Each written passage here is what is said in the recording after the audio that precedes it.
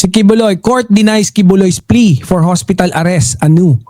The Pasig Regional Trial Court, Branch 159 has denied the latest request of Kingdom of Jesus Christ founder, Pastor Apollo Kibuloy. Ayan. Baka yan kung kailangan talaga ng house arrest Baka umaarte lang. Kasi tingnan mo nga yung best friend niya doon, sanay sila sa ganyan. Kaya kapag kayong may hinihingi sila na magiging pabor sa kanila, dino-double check sila. Di ba? Oo, tama. Yung iba ng mga katawan nila, no? Kung di pa rin nagkakasakit. Pero mo ito, 1 taon na. Mahigit 1 taon na dyan. Pero hindi nagkakasakit. Siyempre, hindi sanay sa ano yan, di ba? Yung best friend niya, nakita mo yung unang pagsalang sa ICC? Yun nga Galing, di ba? Umaarte. Sabi.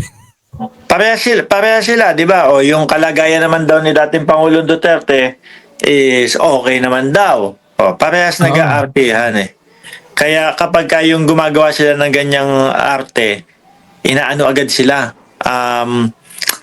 Chine-check agad kung totoo o hindi. Hindi, yun nga pero hindi ba nila alam yun na posibleng baka silipin yung ano nila, yung mga arte nila na ganyan? Alam. Alam nila. Talagang gusto lang nilang i-testingin pa rin, baka kasing bobo nila yung mga... kung lulusot lang.